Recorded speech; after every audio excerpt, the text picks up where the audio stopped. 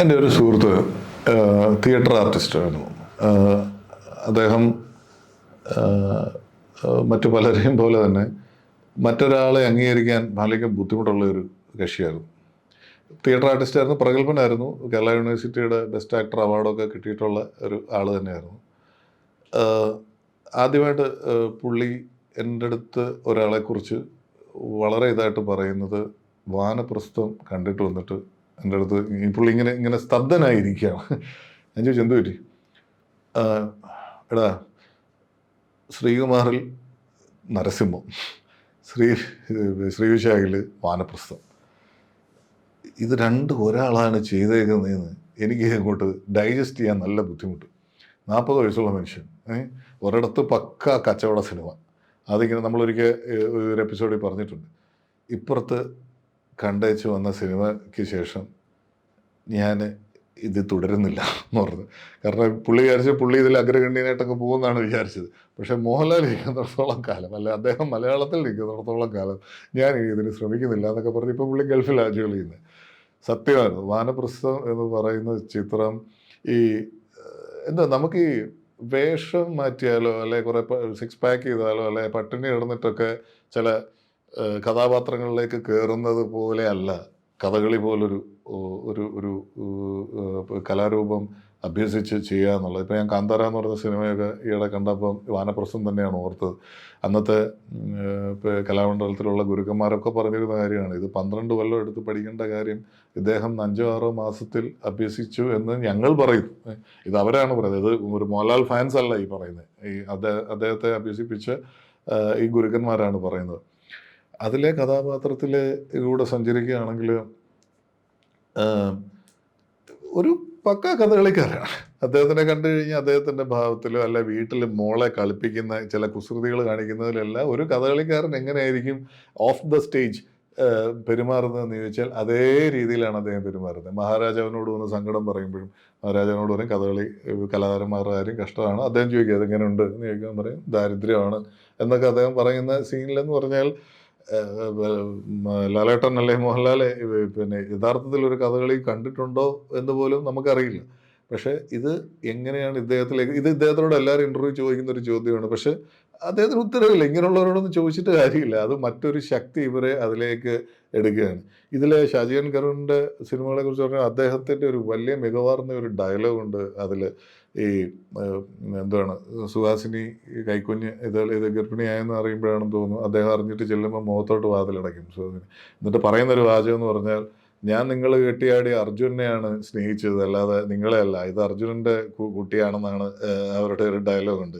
ഇതെല്ലാ കലാകാരന്മാർക്കും ആപ്ലിക്കബിൾ ആയിട്ടുള്ള ഒരു കാര്യമാണ്, അല്ലെങ്കിൽ എല്ലാ സ്പോർട്സ് താരങ്ങൾക്കും ആപ്ലിക്കബിൾ ആയിട്ടുള്ള ഈ ആരാധന വൃന്ദത്തിൻ്റെ ഒരു ആരാധന എന്ന് പറയുന്നത് ഈ പറയുന്ന കലാകാരന്മാരുടെ കലാവാസനയോട് മാത്രമാണ്, അല്ലാതെ അവരുടെ ഒരു സിൻസിയറായിട്ടുള്ള ഒരു ക്യാരക്ടറിനെ അല്ലെ ആ വ്യക്തിയോടല്ല എന്നുള്ളൊരു വലിയ മെസ്സേജ് ആ ഡയലോഗിലൂടെ പുറത്തു വരികയാണ്. അവിടെയാണ് ഇദ്ദേഹത്തിൻ്റെ കഥകളി ഇദ്ദേഹത്തിൻ്റെ ആ കഥാപാത്രം തീരുമാനം എടുക്കുന്നത്. ഇനി എന്നെ വെറുക്കുന്ന കഥാപാത്രങ്ങളിലൂടെ ആൾക്കാർ കണ്ടാൽ മതി എന്ന് പറഞ്ഞിട്ടാണ് പുള്ളി ദുഷ്ടകഥാപാത്രങ്ങളിലേക്കുള്ള ഒരു പരകായ പ്രവേശനം നടന്നത്. അത് ചെയ്യുമ്പോഴും പഴയ വില്ലൻ അവിടെ കിടക്കുകയാണ്.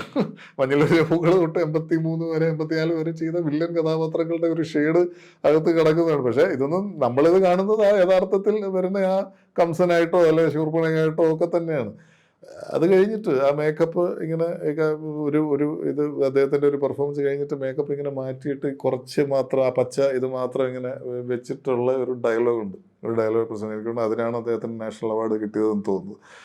നേരത്തെ പറഞ്ഞ പോലെ 2000 വർഷത്തിലാണ് ആ സിനിമ നടക്കുന്നത് എന്ന് പറഞ്ഞാൽ അദ്ദേഹത്തിൻ്റെ കരിയർ 20 കൊല്ലത്തെ എക്സ്പീരിയൻസ് ആയി. 20 കൊല്ലത്തെ എക്സ്പീരിയൻസിൽ നിന്ന് ഇനി അങ്ങോട്ട് എന്നുള്ളൊരു ചോദ്യം എല്ലാവരും നിൽക്കുന്നിടത്താണ് ഈ വാനപ്രസ്ഥം ചെയ്തത്. വാനപ്രസ്ഥത്തിന് മുകളിലോട്ട് ഇനി എന്തെങ്കിലും ഒരു സ്പേസ് ഉണ്ടോ എന്ന് ചോദിച്ചു കഴിഞ്ഞാൽ അറിയില്ല. കാരണം കഥകളി പോലൊരു അനശ്വരമായ, എനിക്ക് തോന്നുന്നു ഇനി കാന്താര പോലുള്ള ഒരു കഥാപാത്രം മലയാളത്തിൽ ചെയ്യുകയാണെങ്കിൽ, അത് മോഹൻലാൽ ചെയ്യുകയാണെങ്കിൽ ഇപ്പോഴത്തെ അദ്ദേഹത്തിൻ്റെ സ്റ്റാർഡം വെച്ചിട്ട് അതായിരിക്കാം അദ്ദേഹത്തിൻ്റെ ഒരു നെക്സ്റ്റ് ലെവൽ ഓഫ് എന്തുവാണ് കരിയർ ലെവലെന്ന് വിശ്വസിക്കുന്ന ഒരാളാണ് ഞാൻ. ഇത് ഈ വാനപ്രസ്ഥം പറയുമ്പോൾ തന്നെ കമലദളത്തിൻ്റെ ഒരു റെഫറൻസ് കൂടെ ഓർമ്മ വരികയാണ്. കാരണം ഇതിൽ ഇപ്പം വേഷമൊക്കെ കെട്ടിയിട്ടാണെങ്കിൽ അതിൽ അദ്ദേഹം റോ ആയിട്ട് ജുബയും പാൻറ്റും ഇട്ടുകൊണ്ടാണ് ക്ലാസിക്കൽ ഡാൻസ് ചെയ്യുന്നത്. ഇതൊന്നും ആലോചിക്കണം, മലയാളി ഓഡിയൻസിൻ്റെ മുമ്പിലാണ് ഇത് കാണിക്കുന്നത്. കാരണം നമുക്കെല്ലാം ഞാനടക്കമുള്ള മലയാളി ഓഡിയൻസിന് സ്ക്രീനിൽ കാണുന്ന ആളെക്കാൾ വലുത് ഞാനാണ് എന്നുള്ളൊരു ഒരു തോന്നൽ ഉണ്ട് നമ്മൾ സിനിമ കാണുമ്പോൾ. ഇപ്പം ഇവർ തന്നെ ഇൻഡയറക്ട്ലി പറഞ്ഞിട്ടുണ്ട്, മറ്റു ഭാഷകളിൽ പോകുമ്പോൾ എല്ലാവരും സാർ സാർ എന്ന് വിളിച്ചാണ് നിൽക്കുന്നത്, മലയാളത്തിൽ പക്ഷേ അങ്ങനെ അല്ലാതുള്ള ഒരു ജയസൂര്യയൊക്കെ ഇത് വളരെ തമാശ രൂപത്തിലൊരു വീഡിയോ ഒക്കെ ചെയ്തിട്ടുണ്ട്. പിന്നെ ഇവിടുത്തെ റിയാക്ഷൻ അങ്ങനെയുള്ള ഓഡിയൻസിനെ കൊണ്ട് കൈയടിപ്പിക്കുകയും ആരാധിപ്പിക്കുകയും ചെയ്തിട്ടുള്ള കഥാപാത്രമാണ് വാനപ്രസ്ഥത്തിലെ ഈ ഒരു ഇത്. കാരണം എന്തെങ്കിലുമൊക്കെ സംശയങ്ങൾ അദ്ദേഹത്തെക്കുറിച്ച് ഉണ്ടായിരുന്നെങ്കിൽ അതെല്ലാം കവർ ചെയ്യുന്ന പെർഫോമൻസും കഥാപാത്രമാണ് വാനപ്രസ്ഥത്തിൽ.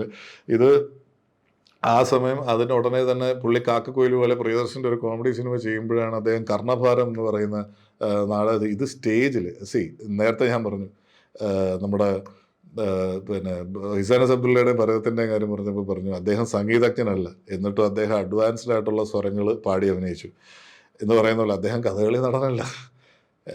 എന്നിട്ട് അദ്ദേഹം ഈ പിന്നെ വാനപ്രസ്ഥത്തിലെ വേഷങ്ങൾ മനോഹരമായി കെട്ടിയാടി. അതുപോലെ തന്നെ അദ്ദേഹം സംസ്കൃത പണ്ഡിതനല്ല, എന്നിട്ട് ലൈവായ നാടകത്തിന് ടിക്കറ്റ് കൊടുത്തുള്ള നാടകത്തിന് സംസ്കൃതത്തിൽ അദ്ദേഹം കർണനായി നമ്മുടെ മുന്നിൽ കെട്ടിയാടി. ഇത് തന്നെയാണ്, അദ്ദേഹം ഒരു ഗുണ്ടയല്ല, എന്നിട്ട് അദ്ദേഹം സ്ഫടികത്തിലൂടെ നമുക്ക് മറ്റൊരു ഷെയ്ഡ് തന്നു. അപ്പോൾ വാനപ്രസ്ഥം തന്ന ഷാജിയൻ കരുണിനാണ് ഏറ്റവും വലിയൊരു നന്ദി പറയേണ്ടത്. കാരണം അദ്ദേഹത്തിന് ഇങ്ങനെ ഒരു സബ്ജക്റ്റ് തോന്നിയതും തീർച്ചയായിട്ടും മോഹൻലാലിനെ പോലൊരു നടനെ ഇനി എങ്ങനെ ഉപയോഗിക്കാമെന്ന് മറ്റ് സംവിധായകർ, അതായത് റിപ്പീറ്റ് ചെയ്ത് പലപ്പോഴും ഈ സൂപ്പർ നാച്ചുറൽ കഥാപാത്രങ്ങൾ കൊടുത്ത് വെറുപ്പിച്ച് എഴുതുന്ന സംവിധായകരിൽ നിന്ന് വ്യത്യസ്തനായി എന്തുകൊണ്ടാണ് ഷാജിയൻ കരുണിന് മലയാളത്തിൽ ഒരു വലിയ സീറ്റ് ഉള്ളത് എന്ന് കാണിച്ചു തന്ന ഒരു ചിത്രം കൂടെയാണ് വാനപ്രസ്ഥം. ഇതാണ് ഇനി സംവിധായകർ മുന്നോട്ട് പോകുന്ന കാലഘട്ടങ്ങളിൽ മോഹൻലാലിനെ ചെയ്യാനുള്ളത്. കാരണം അദ്ദേഹം ഒരുവിധപ്പെട്ടതെല്ലാം ചെയ്തു കഴിഞ്ഞു, ഒരു 75%. ഇനി ഇദ്ദേഹത്തിന് ഇങ്ങനെ വെറുതെ സ്ലോ മോഷനിലൊന്നും ഇത് മാത്രം ആക്കാതെ ഇത്തരത്തിൽ ഉപയോഗിക്കാൻ കൂടെ നോക്കുക എന്നുള്ളതാണ് വിനീതമായ അഭ്യർത്ഥന. തീർച്ചയായിട്ടും വാനപ്രസ്ഥം ഇന്ത്യൻ സിനിമയിലേക്ക്, ഇപ്പോൾ മലയാളത്തിനെ സംബന്ധിച്ച് എപ്പോഴും നമുക്കൊരു റെസ്ട്രിക്ഷൻ ഉണ്ടായിരുന്നു, മലയാളി ഓഡിയൻസിനെ സംബന്ധിച്ച്, മലയാള സിനിമകളെ സംബന്ധിച്ച്. ഹിന്ദി, തമിഴ്, തെലുങ്ക്, ഇൻ്റർനാഷണൽ ലെവലിൽ എല്ലാ ഇന്ത്യക്കാരും പോയി കാണുന്ന ഒരു 3 ഇൻഡസ്ട്രീസ് ആയിരുന്നു. മലയാളം എന്തുകൊണ്ടാണ് ഈ ഗുജറാത്തി, മറാത്തി, ആസാമീസ് പോലുള്ള സിനിമകളുമായിട്ട് പിന്നെ അങ്ങ് തഴയപ്പെടാഞ്ഞതെന്ന് വെച്ചാൽ മലയാളത്തിൻ്റെ സ്ക്രിപ്റ്റുകളും അല്ലെ ഇത്തരത്തിലുള്ള മികച്ചതാണ്. പക്ഷേ ഇത് നോർത്ത് ഇന്ത്യ ലെവലിൽ നല്ല റീച്ച് കിട്ടിയിട്ടുണ്ടായിരുന്നില്ല വാനപ്രസ്ഥം വരെ. വാനപ്രസ്ഥം ഫിലിം ഫെസ്റ്റിവലിലേക്ക് പോവുകയും അല്ലെങ്കിൽ അത്തരത്തിലുള്ള നോർത്ത് ഇന്ത്യൻസ് ആയിട്ടുള്ള വലിയ സിനിമാ പ്രേമികൾ അല്ലാത്തവർ പോലും കണ്ട് ഇങ്ങനൊരു നടനുണ്ടെന്നും അല്ല ഇതാണ് ഇദ്ദേഹത്തിൻ്റെ പൊട്ടൻഷ്യൽ, ഇതിന് മാച്ച് ചെയ്യാൻ ഉള്ള ആൾക്കാരെ കിട്ടാൻ പാടാണെന്നുള്ള ഒരു സ്റ്റേജിലാണ് വാനപ്രസ്ഥം മോഹൻലാലിൻ്റെ കരിയറിൽ തന്നെ ഒരു വലിയൊരു മൈൽ സ്റ്റോണായി മാറിയത്. ഇപ്പോഴും ഒറ്റ സിനിമ പറഞ്ഞാൽ ഭരതമൊക്കെ ഉണ്ടെങ്കിലും പെട്ടെന്ന് നമ്മൾ പറയുന്ന വാനപ്രസ്ഥം തന്നെയാണ്.